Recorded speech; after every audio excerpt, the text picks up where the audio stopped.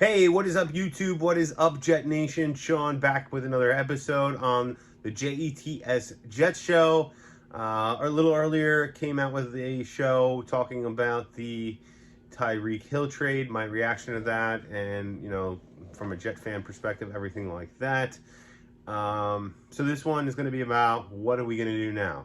Now that we had our hearts broken as Jets fans, about the Tyreek Hill trade, what do we get? What do we do now to get a number one wide receiver? I have two options on the table. One that I wasn't in favor of before, but I'm starting to lean towards it now, and that would be trading for DK Metcalf. I don't know if Seattle would do that, but I think that's the last option we have in terms of veterans. There's nobody on the free agent market that would be that number one guy. And, if you're talking about DK Metcalf versus Drake London, I think Drake London is going to be a phenomenal pro. He reminds me a lot of Mike Evans, how he plays the game and everything like that. But, DK Metcalf's proven, yeah, he's going to command a lot of money. But, in the same way as, Tyreek Hill, he may not be as good as Tyreek Hill, but he is a very, very, very good player. Borderline Pro Bowl player every year. I think he'd be a phenomenal fit in this Jets Matt LaFleur offense. So, I would trade for DK. I think you can get him for less, less than what you would have gotten Tyreek Hill for or had to pay for Tyreek Hill. I'm thinking you may even be able to trade down in the first round with Seattle, go from 4 to 9, and then maybe give up a second round pick or a third round pick as well. And I feel like that would be a fair trade for both teams. We'd get that number one guy that could fill that hole. I think I mentioned this on a previous show, but my other option would be drafting two wide receivers. And I mean two wide receivers with premium picks. It's the biggest hole this team has. I think by far the two positions that we're looking at addressing in the draft that would have the most impact are edge rusher and wide receiver.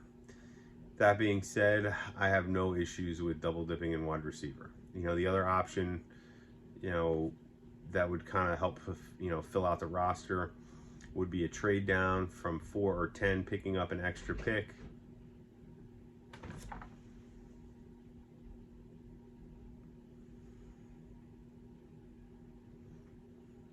We could also trade down from 4 or 10 and pick up an extra first or second round pick in the draft. Then if you have 6 premium picks at that point, 2 1s, 3 2s, and a 3, you can go with 2 wide receivers in that mix, an edge rusher. Then you can also go with a running back, to complement Michael Carter, and a safety and inside linebacker, or an interior defensive linebacker, interior defensive lineman, and linebacker, or any mix of those positions, or even leave a running back till the 4th round and pick up, a safety, inside linebacker, and interior defensive lineman with your pass rusher and 2 wide receivers. That's where I'm thinking. I'm not really thrilled with the idea of picking Drake London in the top 10. So, trading down to the middle of the first round with one of those picks and taking them would be ideal for me. That's my opinion. I don't look at him as a top 10 guy. I like Garrett Wilson a lot. The only thing is I think we do need a big body wide receiver. So, if we did go with a Garrett Wilson, I think it would be well advised to try to find a big physical type of wide receiver, and maybe a Justin Ross in the 3rd round, middle to late 3rd round, something like that. I think would complement Garrett Wilson, Corey Davis, Elijah Moore, Braxton Berrios really well. And don't forget, we do have Denzel Mims still on the roster, and I'm not super high on him at this point. I really liked him coming out of college. I have soured on him a little bit, but he did have a good start to last season, and it kind of fell apart after that later in the season. He didn't really take advantage of his opportunities, but he does have a solid skill set to be a very legitimate contributor on an NFL team. It's just a matter of whether that's with the Jets or not, and whether he has the opportunity again. He may have run out of opportunities with the Jets at this point. We'll have to see. But at the same time, you can't count on him either. So that's where I'm thinking. Let me know what you guys think in the comments. One of those two options, I would prefer the DK Metcalf move because I think DK with Corey Davis, Elijah Moore, and maybe a mid-round wide receiver to put in that wide receiver's 5 spot behind Braxton Berrios would make this passing game legit with the tight ends we have.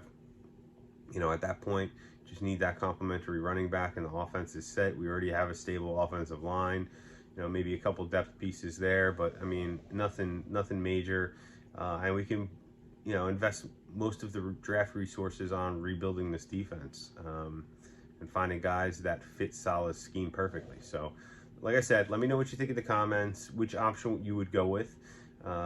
Always love being here talking to you guys. Like and subscribe to the show if you like the content, and see you next time.